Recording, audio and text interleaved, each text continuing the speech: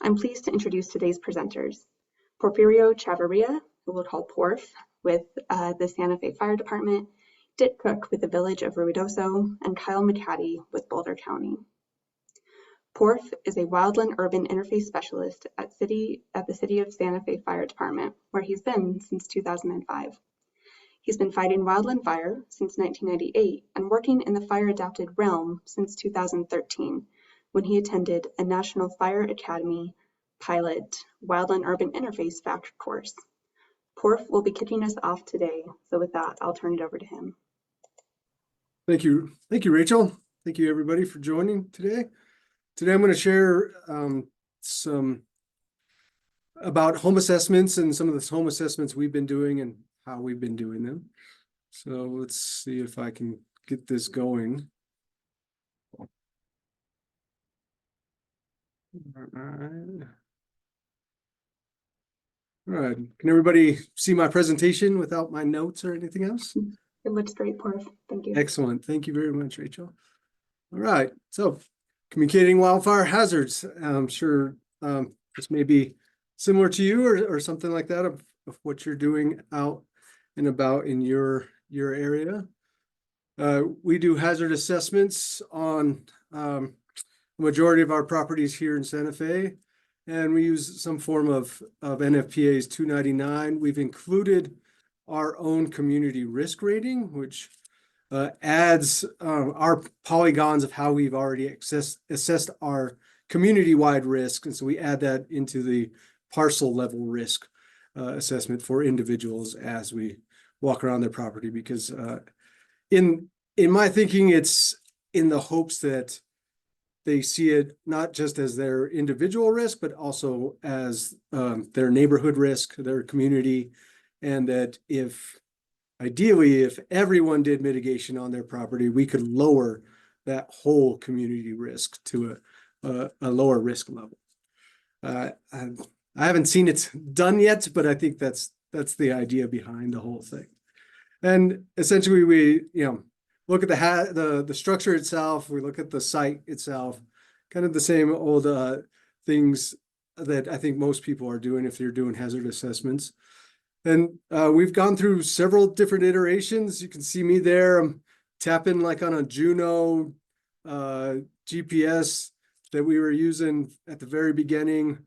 We've gone to a couple different companies, TerraFlex and iAuditor was the last one we've been using, and now we've kind of moved over to Field Maps, which is on ArcGIS, and it allows us a little bit easier way to share with our partners on what the data we're collecting. This is the NFPA 299 form, and as you can kind of see, I have total community risk and hazard rating on there. It's a basic form that you can find anywhere.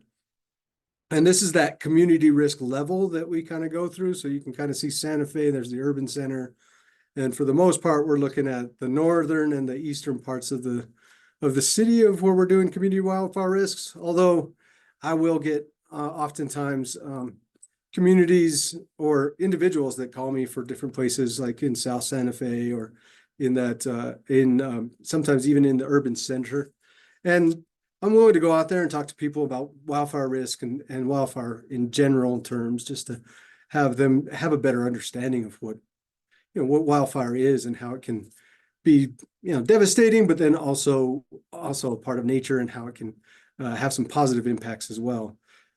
And so those are kind of the things that end up happening talking to folks that may not have an actual wildfire risk. And as we've seen, I think like in Boulder, Colorado, at the Marshall Fire, or in Maui in Hawaii, you just see these urban conflagrations that occur, and those are maybe started in some wildland fire fuels, but quickly turned into a structure to structure kind of event. And I think giving people more information is always better, and that's how I kind of view all these assessments, is that I'm trying to convey to the homeowner some basic principles about wildfire, how it moves, what it's going to do, how it behaves, and for them to kind of think in that way of, what would happen if the flames came to my house? More importantly, what would happen if the embers landed right around my house? What do they start on fire? And does that start my house on fire? So kind of giving people ideas of how to think for themselves so that they have a better understanding of what a fire is, and then they can go out and take some action on their own. When we go out and do these home assessments, sometimes we're doing door-to-door assessments, and we typically try and leave some kind of a note to say, hey, we came by, I put it in a bag, I put it on the doorknob, and let people know, hey, we came by. If you want, you can call us again, and we'll come back and we'll walk a 360. Our door-to-door assessments typically just happen just from the curbside. And depending on the times of year or how much staff I have, we'll tend to like target a neighborhood and just kind of canvass the area and go door to door, leave stuff on the door. Sometimes we get people that want us to walk around right then. Sometimes people ask us to come back later. Oftentimes no one's home, so we leave some information for them to have. Along with that information, we have just some general guidelines that we give to everybody about everything that concerning wildfire, just some basic, things in that 5-foot zone about not having anything flammable, what you should be doing around the structure itself, some home hardening kind of tips and ideas, and then going out to that defensible space line and what that means and what we would like them to do in there, and then some home ignition zone stuff around beyond that. And that's just some general information. I've found most people really like the hands-on one-to-one approach, where you're pointing out, specific trees, specific vegetation, specific items like patio cushions, other hazards that you might see out there. But this gives them a general idea, especially if we're not there to convey those things. And then lastly, we leave them some ready, set, go information. As you all may know, this is kind of where our city of Santa Fe is moving to as far as evacuations go. Giving that ready, set, go information just gets people thinking that way, gets them using that language and understanding what those terms mean, meaning ready is, all the time, but in a wildfire setting, it means, oh, I may be getting ready to evacuate. Maybe I should start moving my pets out of here, or getting my personal papers together and moving those offsite, or doing some things that I can prepare my home for while I can still easily travel back and forth between my home and wherever I need to go throughout the city.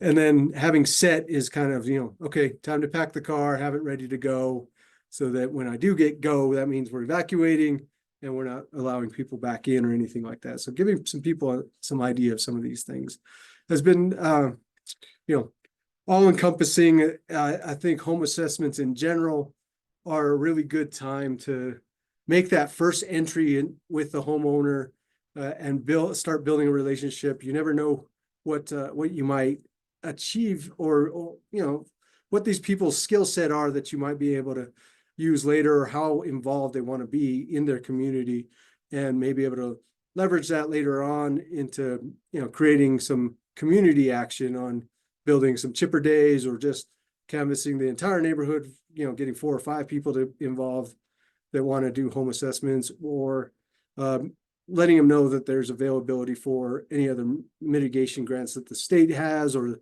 the city has, or your local community may have, so that you can actually get mitigation on the ground. That's kind of how I see any of these home assessments, is that kind of foot in the door, introducing yourself, what you have to offer, and hopefully the community or individual is amenable to that and is wanting to take some action. And I think it's a good time to hear also from the community members what their concerns are.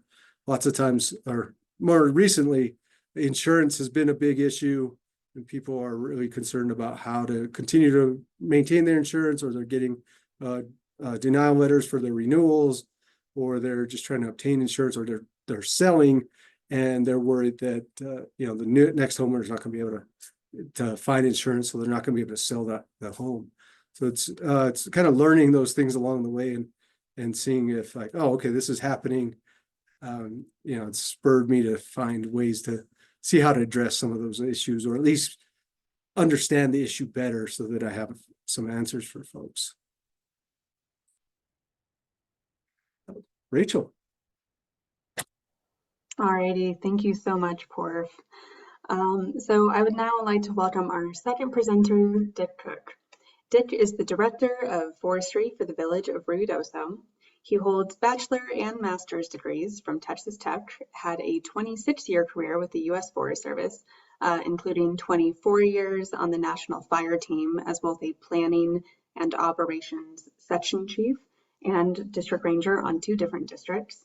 And he has now been the Director of Forestry for Ruidoso for the past 15 years, implementing the ordinance standards on approximately 1,000 properties per year, plus treating about 3,500 acres of village-owned property. So I will turn it over to you, Dick.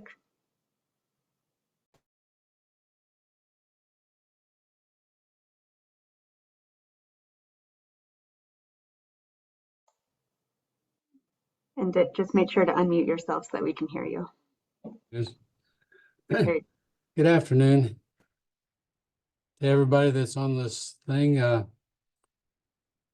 We live in Ruidoso, New Mexico, which is one of the highest at-risk communities in the state and even in the nation. And so our program actually got started, I'm going to talk about our ordinance, but it got started in 2004. And so we've been developing our program and our accomplishments since then. Ruidoso is a beautiful forest community that's in high risk for catastrophic wildfire.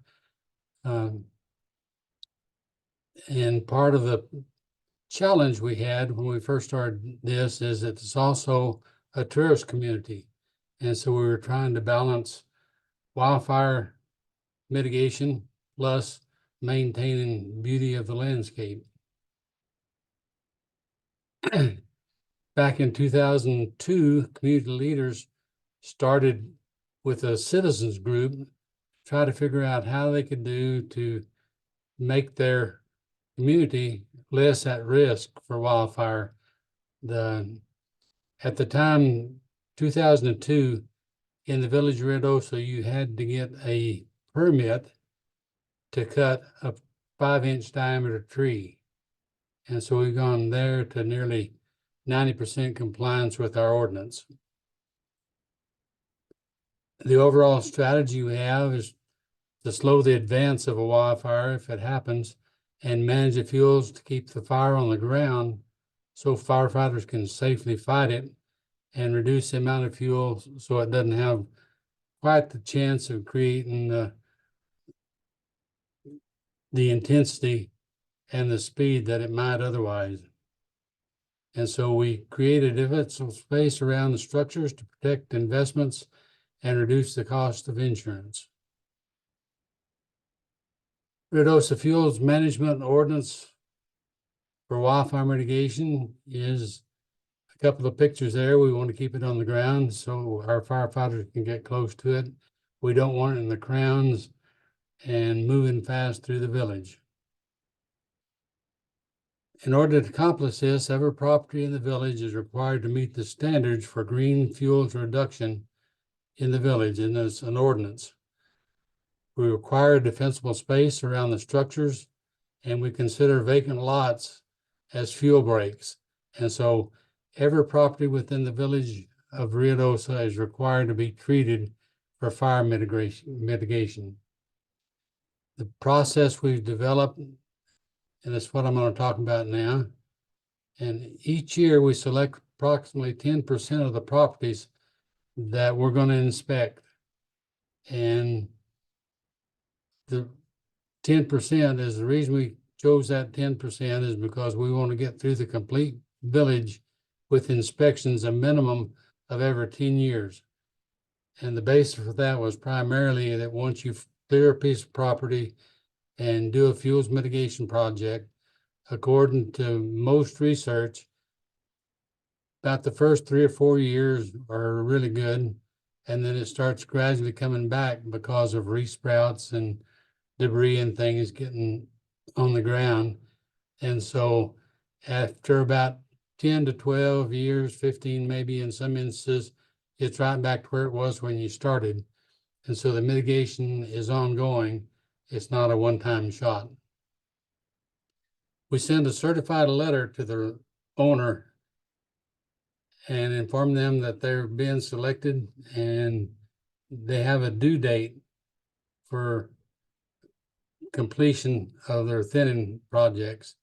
And the selection of the properties that we look at is based on an expiration date of the certificate. And 10 years is our target date. Each landowner is instructed to call the forestry department for an appointment for an inspection. Once the appointment is made, a forestry technician meets with the landowner, evaluates the property, preferably with the homeowner being there. Much like Porfirio said, we like to be one-on-one. We actually explain to them what we're doing, why we're doing it, and hope that the teaching is caught by them and they maintain their property the way that we'd like to have it. One of the big challenges we have here is properties turn over so much. We have, particularly since COVID, we have a way high incidence of properties exchanging hands. And so that represents a challenge to the department. The landowner during that meeting is informed of any work that needs to be done to comply with the standards by the due date. And in many instances, we actually mark the trees to be removed we use orange paint because they're highly visible. And they have to have those trees removed by the due date. Part of what we do is that we mark the trees, or the landowner hires a contractor to cut the trees or do the work we need. And one of the services we have is that we have grapple trucks. And so the landowner or the contractor can pile the debris on the roadside. And the grapple trucks, we have 4 grapple trucks right now, and we just got a permission to buy another 4. So we'll have 8 grapple trucks. The contractor hires them there, and we have them separated into 2 different size piles. One, the pile for all the slash and those kind of things. The other is anything over 8 inches in diameter. We actually have the grapple trucks hauled to a public area where landowners can actually go cut it up and take it home for firewood. And the reason we do that is because our grapple trucks haul it to a big tub grinder, and the tub grinder charges the village about $9 per cubic yard for grinding it. And so what the citizen takes and uses as firewood actually saves the village money. When the work is completed, the property owner calls us and we go back for a re-inspection. And if the property has done what we said and is compliant with our ordinance, we issue them a certificate. The certificate has a date on it, and it says it expires in 10 years, providing the property is maintained in the same condition. And so we go back and periodically, if we see somebody that's not maintaining the property, we tell them they need to honor the commitment. If the work is not completed or under contract to be completed, the landowner is referred to magistrate court, and the judge then requires the landowner to become compliant or face jail time and or $50 per day fine. So we have a little leverage to entice people to get the work done. If the landowner does not appeal the ruling, he is referred back to the forestry department, and then we actually meet him on the property, tell him what he needs to do, give him a new due date, and then he is allowed to do the work. the property meets the standards, the charge is dropped and a certificate is issued. And we do a lot, like Porfirio said, we have standards. Zone 1, we have a 10-foot zone around structures. Most of Firewise things say 5, but we have no low-growing vegetation, and particularly flammable vegetation such as juniper or wood shavings. And we prefer no vegetation at all within 10 feet. No tree branches within 15 feet of the chimney. No pine needles, branches, or tall grass within 30 feet of the building. And no standing dead trees within 60 feet of a structure. This is more a matter of protecting structures from blow down and those kind of things, as dead trees for the most part aren't an issue with wildfire. And then no pine needles on the roof, just the normal things that Porfirio was talking about. We don't have any ordinances deal with home hardening, except that they don't allow any shake shingled roofs. Our spacing in our ordinance is based on, or dependent on slope. We have a 10-foot between trees on flat ground, 20 feet on moderate slope, and 30 to 40 feet on steep slopes. And the distances are horizontal distances. You can't measure slope distance because the horizontal and the way that fire burns up a slope, even though it may be 40 feet between the trees on the slope, it's really only maybe 7 or 8 or 20 feet on the level, and flames can reach from one tree to another. And so we have it slope dependent. In the village, because the beauty thing and the number of large old growth pines we have, we allow up to 5 trees on a property that can have touching crowns, but then you have to have a gap between the groups, and we increase the gap between the groups there again based on the slopes. We don't allow any ladder fuels. We trim everything, the trees that we prune the lower branches on. We don't allow any ladder fuels under that, and oaks and those kind of things that are under the pine trees, we make those be removed. And so we prefer to have no ladder fuels at all. And trees remaining after our thinning process are pruned to 1/3 the height of the tree. If they're smaller trees, are 10 feet near the buildings and 7 feet on the entire property. So that's, again, to try to keep the fire on the ground. Trees outside of the 10-foot zone may be left unpruned, providing they're on xeriscape type soils and they don't have any flammable medium underneath them. The trees within the 10-foot zone must be pruned up. They have to be distanced from the trees and the windows and doors, and they have to have horizontal or vertical separation and horizontal separation from the other vegetation, the other trees and other vegetation on the property. Here are just a couple of examples of some of the homes that meet our requirements. See the big pine trees there, gravel around the house. This particular home is fairly home hardened and it actually survived the McBride fire. This is another home. He needs to mow his grass, but other than that, it meets our ordinance requirements.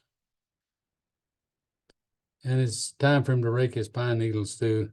That's one of the things we have here. We have so many pine trees that pine needles is really the the grapple trucks spend a lot of time hauling nothing but pine needles, I guess is the way I want to put it. This is an example of a piece of private property that meets our specifications. You can see several smaller trees out amongst the bigger trees, but the spacing is there, and the smaller trees have been pruned from the ground up. And so we consider that a reasonable place for defense, because you can run a fire line through there if needed. This is an example of what some of our properties look like. This is actually a piece of village property that was thinned a couple of years ago, and our specifications made it look like this. And so you can see that we have clearance from the ground, our tree spacing is there, and we have a fairly good chance of being able to keep a fire on the ground and catching it. The results from our program over the past 20 some odd years is 90% of the properties in Ruidoso have been thinned at least once.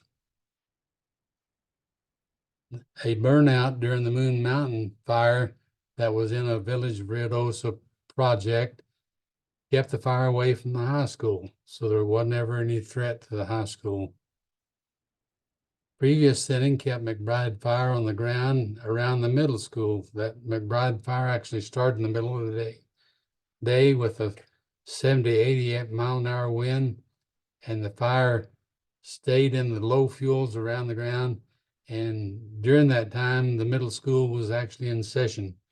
And so parents were panicking, trying to get to the kids and those kind of things, but the fire actually burned around very quickly, and there wasn't ever any danger to the kids. Treated homes survived the Little Bear, McBride, and Swallow fires.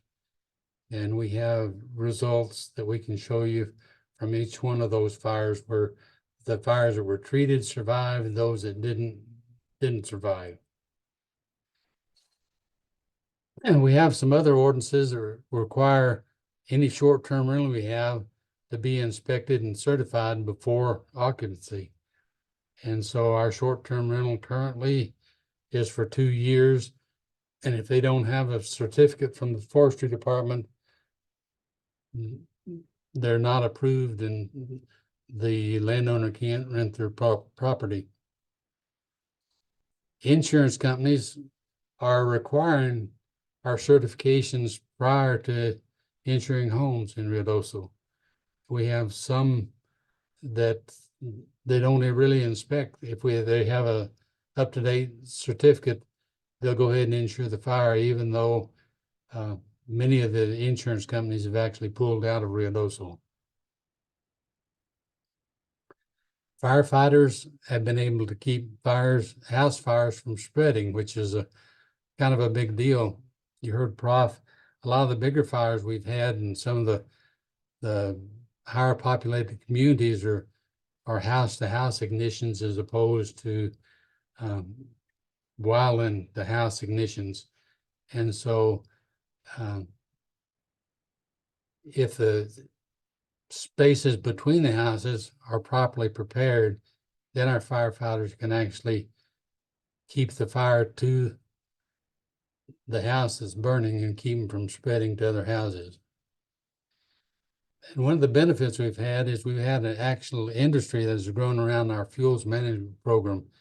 We have contractors that are here that have full-time jobs. They bought equipment like skidsters and backhoes and lowboys and things that they can actually haul material with.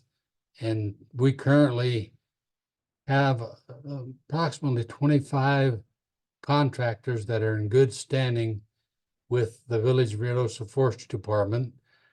And being in good standings, they're actually doing most of the thinning here. And so they have ongoing businesses, and there's hardly ever a day that they can't work if they want to. And that concludes my presentation. I guess we're going to have a question and answer series after. All right, thank you so much, Dick. So we're running a little behind on time, so I'm going to go ahead and just turn it over to our last presenter, who is Kyle McCaddy. So Kyle has worked for Boulder County's Wildfire Partners program for 9 years. He manages the county's wildfire mitigation, building and land use codes, the wildfire mitigation specialists, and forestry contractors. Before joining the county, Kyle worked for the Colorado State Forest Service, helping state and private landowners with forest restoration and wildfire mitigation. Go ahead, Kyle. Hello, yeah, thanks for having me. And it's great to hear from Dick and Porf about the programs that they have. And there's a lot of similarities to Wildfire Partners. And just to give a little bit of a background on Wildfire Partners, we are a government agency, organization, department, kind of whatever you want to call it, with Boulder County here in Colorado. And it started about 10 years ago after the 4 Mile fire. It started about, the Wildfire Partners started about 10 years ago. And then the 4 Mile fire was in 2010. At that time, it was the most destructive fire in Colorado history, and it's been surpassed many times since then. But after that fire, we had a lot of success stories from the building code, but then again, we had there was a lot of homes that burned that were not part of that. So it was our approach to kind of look at, like, okay, what's the current science on the best ways to reduce the ignition of homes, and kind of develop a program around that. So it looks at defensible space, and it also looks at the risk to embers and makes recommendations for property owners to reduce those risks. It is primarily a voluntary program, and we've had, the past 10 years, we've had 4,000 assessments, and we've had 1,800 certifications. So people kind of completing all of our high priority items, kind of checklist items.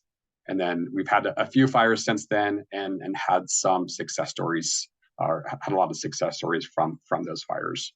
And this is just, the background is just one example of that. So I'm going to talk about insurability. And one of the big issues with insurability is just the cost. So the cost of insurance has gone up a lot in the past 10-15 years, and this is just a graph that represents that. A lot of it is due to inflation. That's kind of the green in the graph here. The cost to rebuild has also gone up, and then also the increased risk has gone up as well. This graph is kind of specifically for California, but I think it also applies to every to a lot of areas, especially in the West here. So, and you can kind of see there's a general trend, general progression with those three things over the last 15 years or so. But what's spiked in the last few years or so has been the cost of reinsurance. And so this is the cost that insurance companies, they need insurance. And so that cost to them has gone up. And there's a lot of reasons. There's a lot of information out there on this that I'll kind of, I won't be able to get to everything, because there's a lot of information, but I'll give some resources at the end that if you want some more information, kind of where to go to.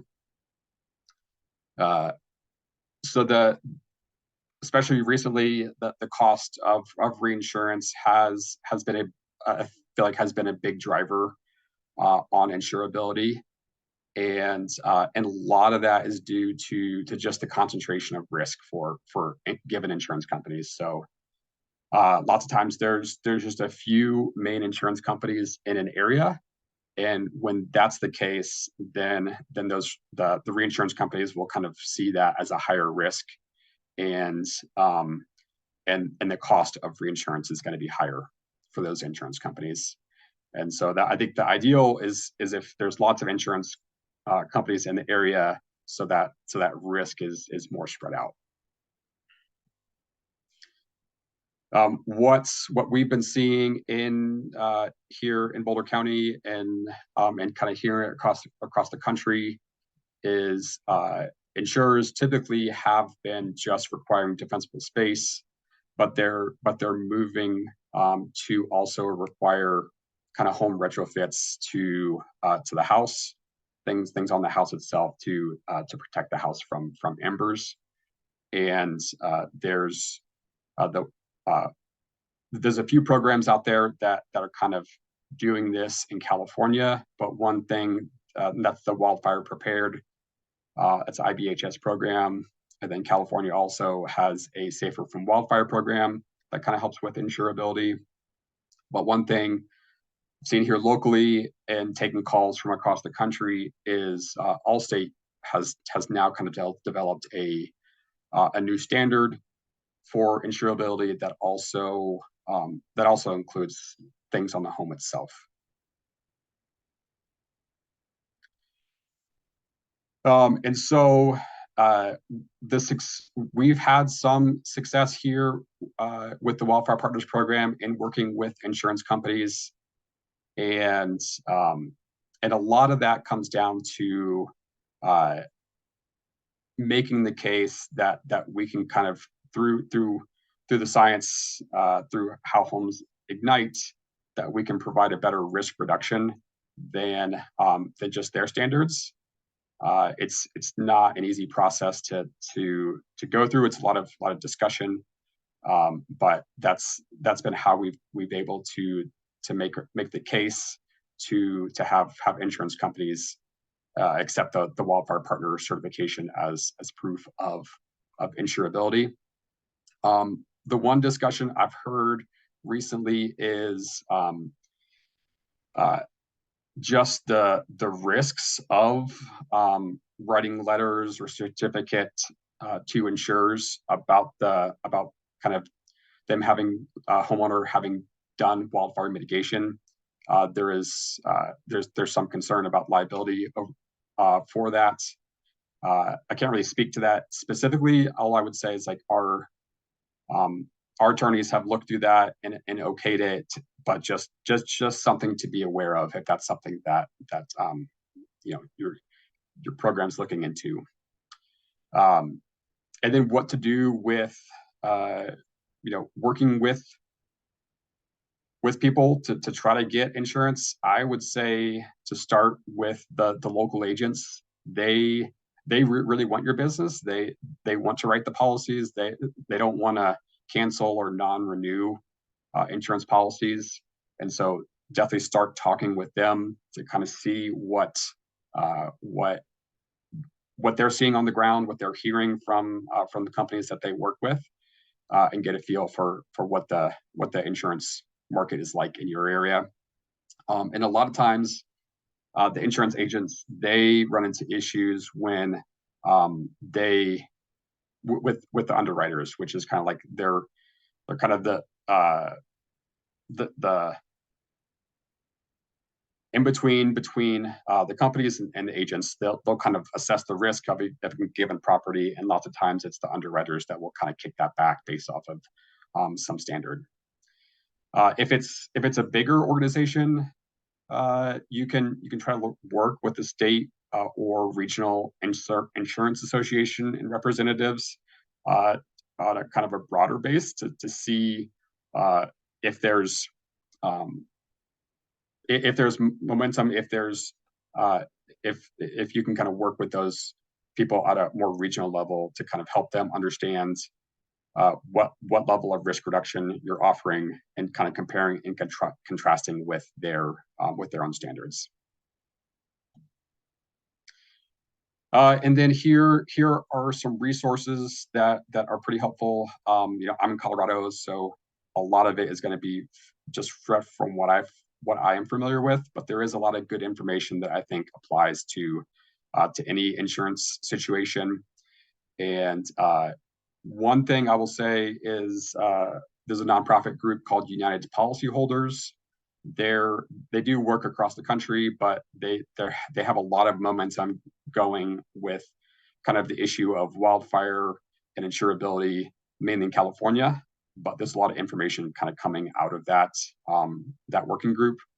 And then there's a fire adapted Colorado fact sheet that has a lot of information about insurance. And then there's that's Colorado Department of Labor Affairs. That's a webinar that was I think it was like an hour and a half specifically about this topic. So there's lots of information. And then I'll mention the wildfire prepared homes again. That's kind of what I think is probably the best standards, kind of the best standards to date for to kind of protect homes from igniting in a wildfire. And so that's a good reference there too. And that's run by IBHS.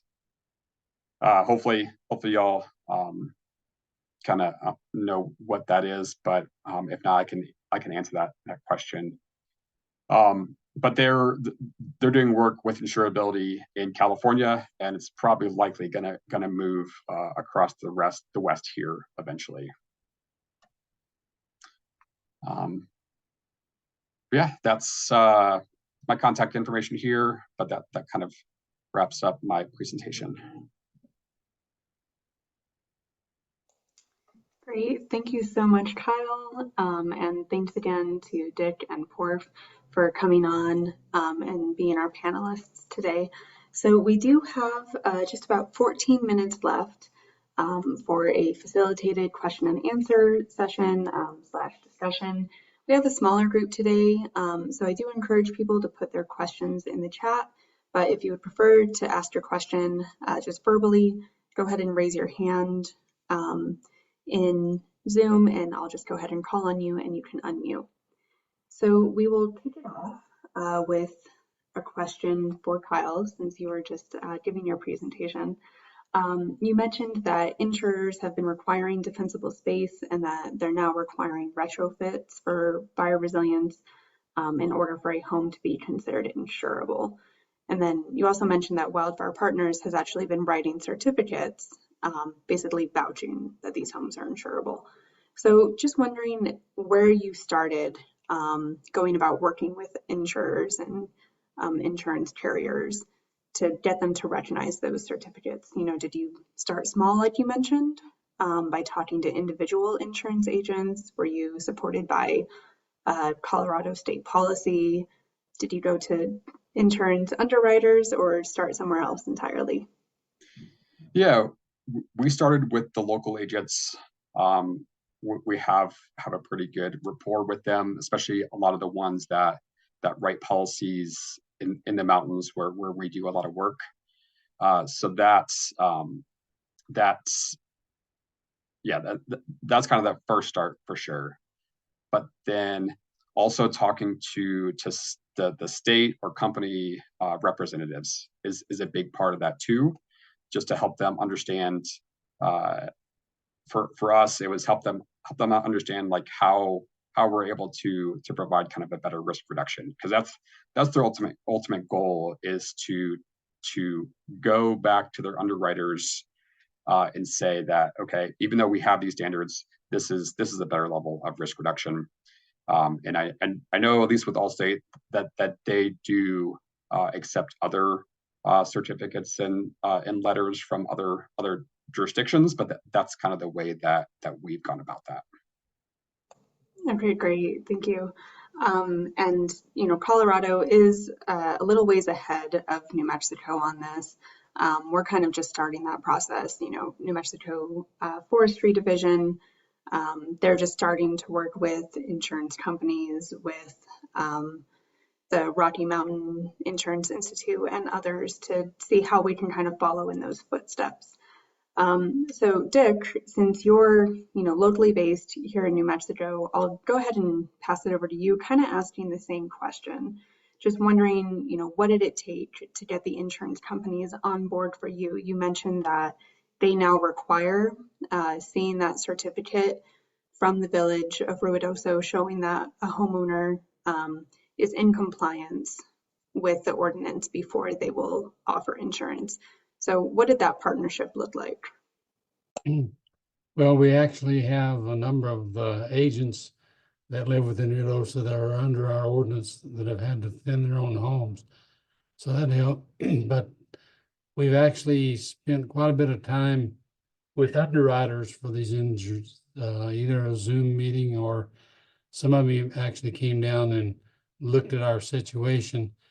And we've actually shown them what we've been doing and why we think they work, and show them proof through some of our fires, the reason that the way they work. And we use some of Jack Cohen's videos to actually share with some of these people about his research on wildfire and home ignitions and those kind of things. So it's been some one-on-one, some Zoom type meetings, and then some actual meeting with underwriters and doing presentations and kind of show and tell type things.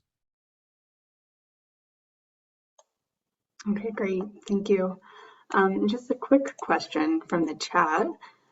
Joe was wondering if Village of Ruidoso is a certified Firewise community, and if they pick up, you mentioned you have some gravel trucks, basically some slash trucks. Does the village pick up yard waste as part of your program? Yes.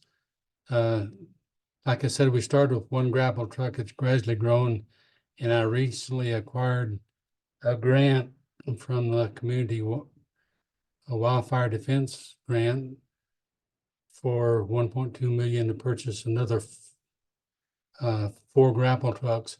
They're an integral part of what we're doing, and I guess our philosophy is as much vegetation as we can get out of the village, the better it's going to be as far as burning. But the residents are actually charged a yard waste fee, and that yard waste fee pays for the grapple trucks, and the we have a big grinder that grinds, and that's what I mentioned, that we got charged $9 a cubic yard for. But the yard waste fee we charge to each property in the village is what pays for that service we have. All right, great. Thank you, Dick. So Porf, I'm going to go ahead and go to you for a question. You talked a lot about City of Santa Fe's sort of program that we have to go out and do home hazard assessments. So for folks on the call today who are not in the area, how can they get started with their own home hazard assessment? Do you have any recommendations of to whom they can reach out to find a professional who can help them? We talked about the importance of having that one-on-one connection. So somebody who can help them with their property assessment? Yeah, I mean, people can contact me. I know you put my information in the chat, and to talk more about it and how to start a program. I think we just kind of decided on wanting to do something, and so we just did it.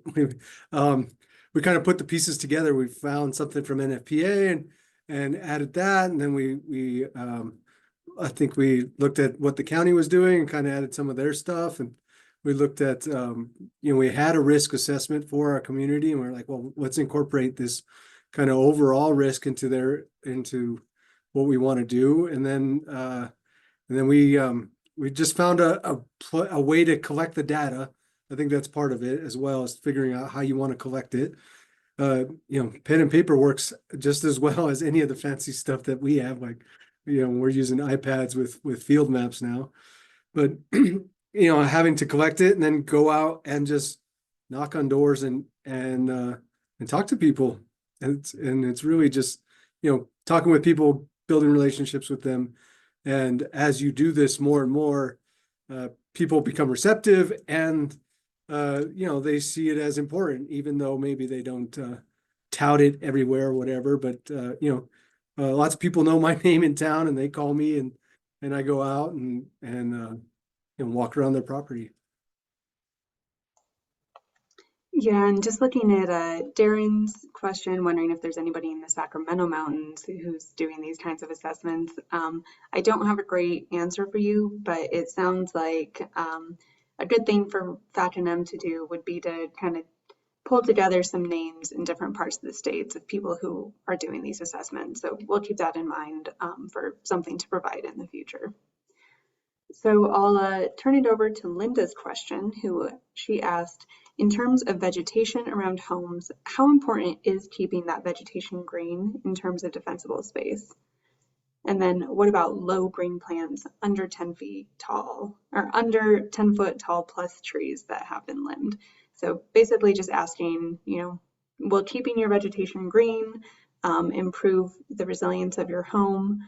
And how much do you want to avoid those ladder fuels? I'll go a little bit, and I'm sure Kyle and Dick could pitch in. I think, yeah, watering your stuff is going to help them be more resilient. It's going to make them healthier and more resistant to disease and bugs and beetles and things like that. From fire, I think it just depends on what the vegetation is, but oftentimes it's still going to burn even though it looks green. But watering it certainly does help, provide some resistance. Here in Santa Fe, I'm doing with a lot of pinon juniper, so with a lot of bare dirt in between.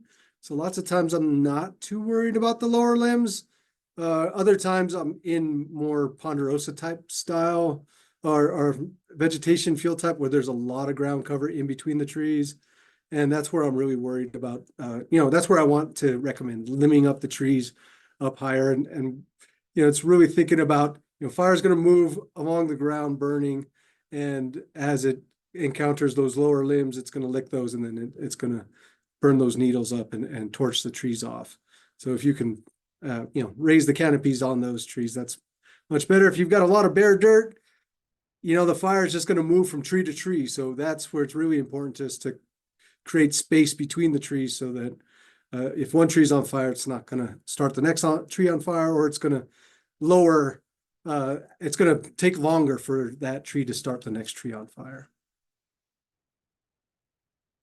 And I might add that our experience is during fires here that in a lot of cases, it's the ground fire that gets into a non-hardened house, or the ember shower hits furniture or around decks or those kind of things. And in my experience here in Ruidoso with the house fires and the fires we've had, the bigger trees that are pruned properly, and they're more likely to burn from heat from the house than they are from surrounding vegetation.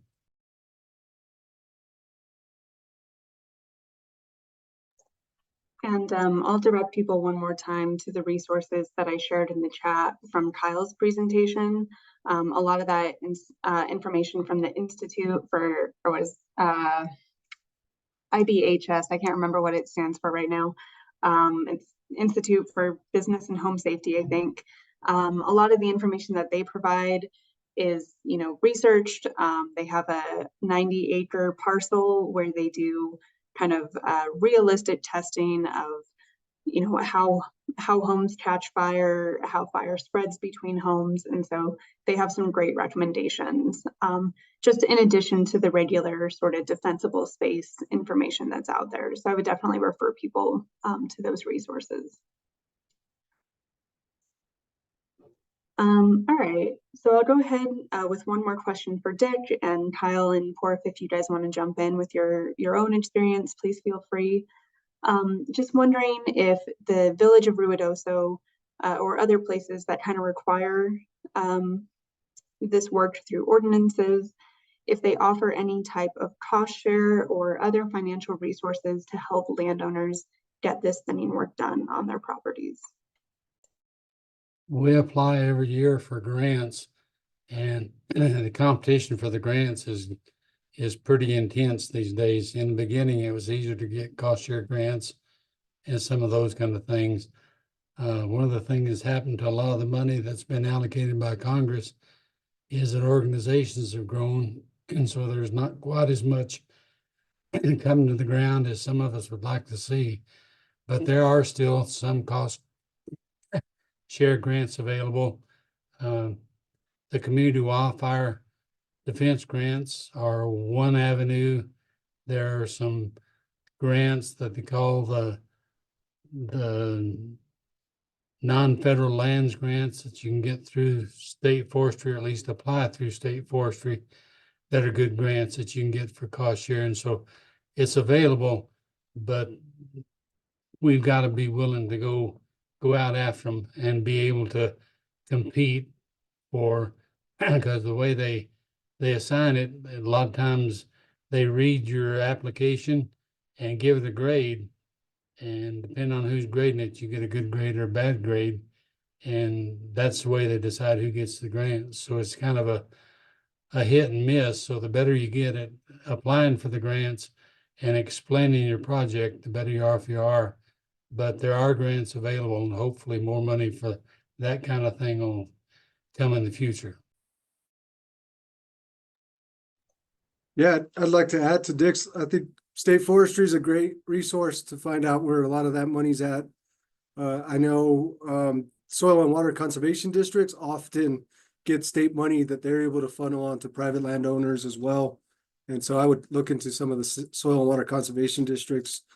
Some offer grants and some don't, but so looking through them, as well as the NRCS, I believe, offers some grants to landowners, and especially landowners that have like 10+ acres. I think there's there's funding there available.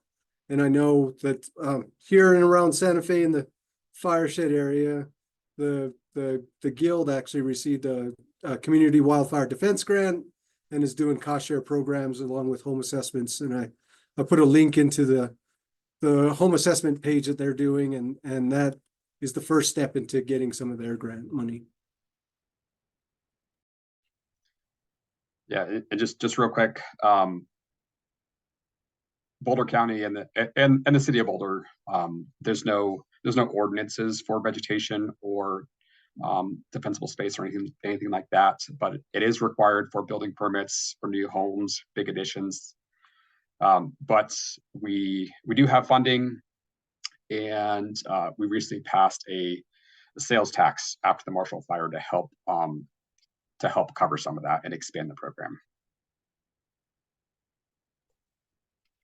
Great. So between what you just mentioned, Kyle, and what Dick mentioned earlier, it sounds like sort of tacking on a category in tax brackets is one mechanism that folks have used to help pay for these programs, whether it's paying for the certificates or paying for the yard waste removal, green waste removal. So we are past the top of the hour. Thank you everybody who has stayed on this long, and thank you so much to all of our presenters, Porfirio Chavarria, Dick Cook, and Kyle McCaddy, for taking the time today and leading up to today to prepare for this presentation. A recording will be available within a week if you'd like to rewatch it or share this with colleagues or friends. And I will go through and collect all of the resources that were shared in the chat and share those out afterward as well. So thank you again so much, everyone, for being on today, and we'll see you at the next one. Bye-bye, everyone.